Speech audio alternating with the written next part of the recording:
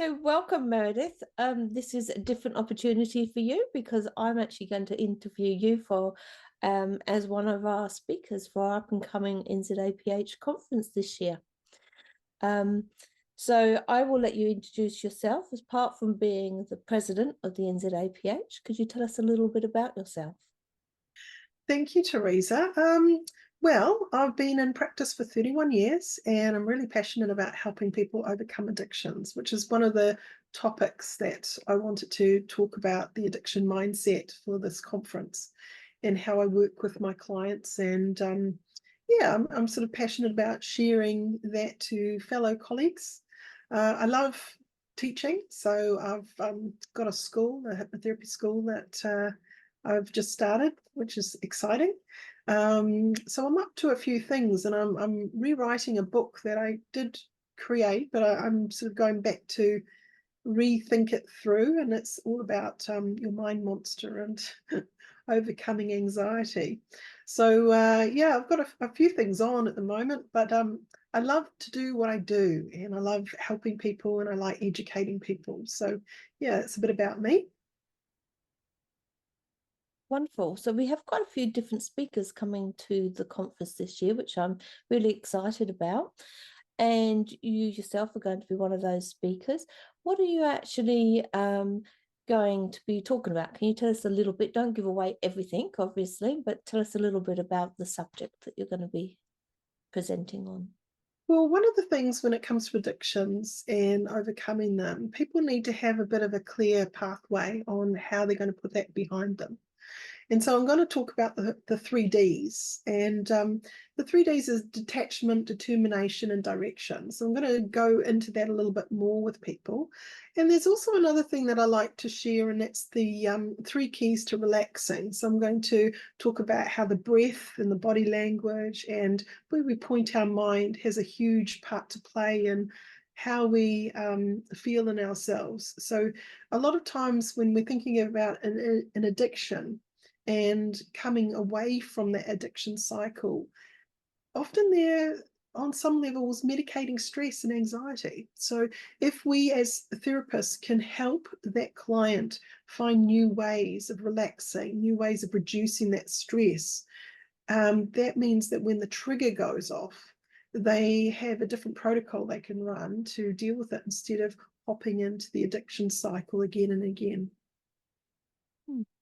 It sounds like that subject's going to be quite broad for a lot of people that are coming along to the conference or maybe interested in coming to the conference, because unfortunately addiction is growing bigger and bigger within our communities these days, and having some tools to be able to assist people to overcome the addiction would be really good. And sounds like your presentation is going to give us a lot of information of how to deal with that.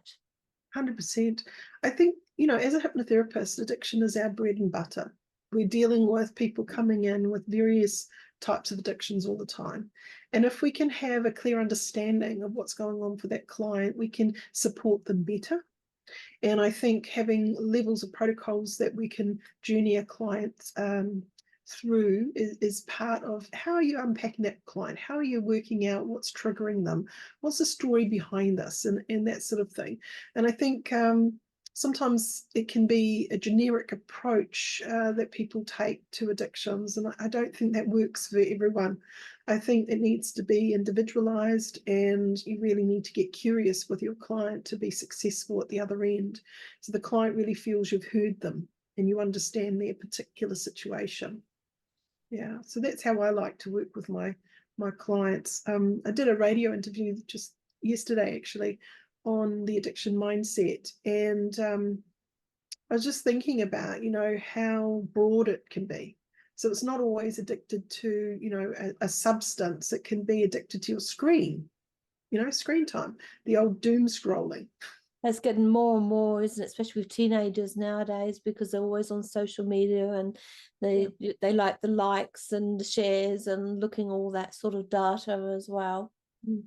So you've got your gamers and you've got all sorts of people where technology and these things is like candy to the brain. And it becomes increasingly tricky for people to even realize that they're in it. too. Like a lot of people are in denial about their addiction. So I remember quite strangely forgetting my cell phone at work, which was really not done. But I forgot it, and I went home and realized, oh, I left it at work. And then I remember wanting to check it all the time and going, gee, that's interesting. So you get into these habits and you're on autopilot. And when we interrupt that, it can be quite revealing about how it makes you feel. So, you know, if someone out there is thinking they might be addicted to something, see how you go without it for a day and see what's going on. See whether it is actually an addiction. Do a bit of an experiment and see. But, you know, hypnotherapy and coming along to seeing a hypnotherapist obviously is important. And I want to sort of share what I've learned over the years to fellow hypnotherapists, and so they can kind of hopefully take something away from this year's conference that will allow them to work with that addiction mindset really successfully. That's what I was going to ask you.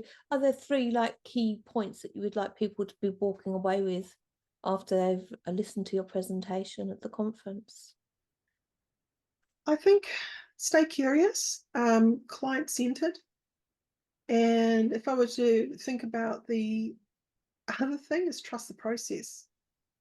You know, we have this amazing hypnotherapy toolbox, and if we can trust the process, that the subconscious actually knows how to work out stuff, and we can guide and support them in that space, and that's, you know, really crucial for a good session, a successful session. Yeah. So would your talk be, it's sounding like it would be for people with various knowledges of hypnotherapy, you know, so whether they've just come into beginning to study or whether they're well-seasoned practitioners. Would I be right in saying that, Meredith? Yeah, probably. Look, I don't think even a world-seasoned hypnotherapist doesn't stop learning. And often you go to a conference and it really reminds me of something that maybe I'd forgotten for a while. And it helps me just kind of, I go, oh yeah, that's actually an asset. I might start doing that more again. So even for that reason, that can be quite good. I don't want to tell people how to suck eggs, but you know, there will be some hopefully interesting insights that through my journey, what I've done and how I've evolved things around the addiction mindset and how I work with that. Hopefully that will, you know, be a little bit for everyone. Oh no, I'm really excited myself to listening to your presentation on addiction and looking forward to learning new insights and nuggets of growth gaining from that presentation, and excited about the conference. You know, we got some other great speakers as well as yourself coming along. It's being held in Wellington in face at this stage, face to face, which will be nice after the COVID times to actually be talking to people and meeting them again in the flesh as human beings. So if you want to go along and listen to our conference, then please have a look at the link below, click, like, share, sign up for the tickets, and we look forward to seeing yourself and many others at the conference this year. Thank you for interviewing me today, Teresa. I appreciate that. And I'm looking forward to the conference. Me too. Thank you, Meredith. Bye. Bye.